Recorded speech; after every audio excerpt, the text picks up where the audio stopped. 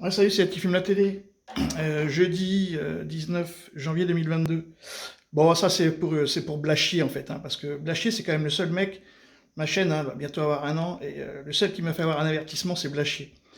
Donc j'avais voulu l'attraper sur plusieurs trucs, parce que bon, lui il arrête pas de changer de camp, hein. Donc là la pièce de théâtre continue.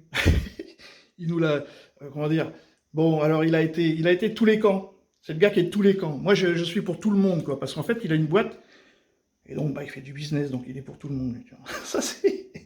Des restrictions, parce qu'évidemment, on a besoin... Je mets toute la scène, hein, parce que sinon, on ne peut pas comprendre. On va écouter Marine Le Pen. Elle est en déplacement à Fréjus. Elle dénonce le cinéma de Jean Castex. Cela devient un sketch. Ah ouais, la popcorn, Coca-Cola. Ah, ça devient un sketch. Ça devient un véritable sketch. C'est-à-dire que la loi sur le pass vaccinal n'est même pas en application. Elle est encore dans le Conseil constitutionnel.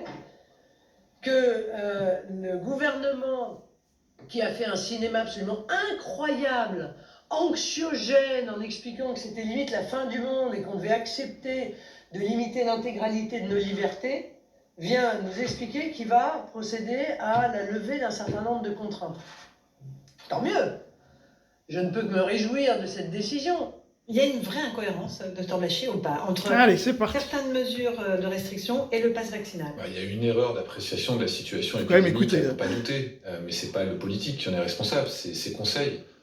Moi, c'est mon sujet d'intérêt majeur sur cette crise, c'est comment l'expertise scientifique en fait, a pu être aussi mauvaise, alors qu'on est censé être un pays de grands scientifiques. Il y a plein d'explications pour ça, qui est que l'expertise scientifique devait quand même, à mon avis, être un petit peu tenue par le politique, ce qui n'a pas augmenté son niveau. Vous parlez de conseil scientifique, là. Oui, tout à fait. Non, il faut quand même le dire, si vous voulez, la veille du moment où on a eu cette inflexion des réanimations, on avait des experts épidémiologistes du conseil scientifique qui nous annonçaient une explosion sur la fin janvier. Donc le politique, il se retrouve un petit peu le bec dans l'eau, c'est-à-dire qu'on avait un pauvre Olivier Véran, cette fois-ci je vais le plaindre, qui est obligé de défendre un pass vaccinal et des données qui allaient à l'inverse de ce qu'il était en train de défendre. Emmanuel Macron, on lui a arraché le pass vaccinal parce qu'on lui a présenté un scénario catastrophique d'Omicron qui n'a pas eu lieu. Donc c'est vrai, je suis d'accord avec ce qui vient d'être dit, c'est vrai que ça met...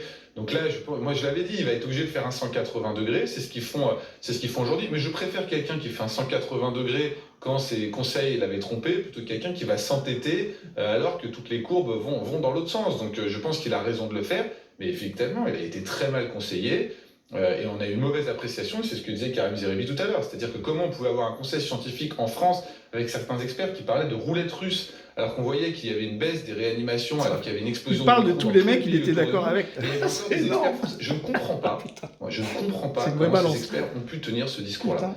C'est-à-dire qu'en fait, on a surfé sur l'idéologie, et ces gens ont complètement switché et n'ont même pu regarder les données qui ne les arrangeaient pas. Et c'est vrai que pour l'opinion, c'est pas qui c'est les gens...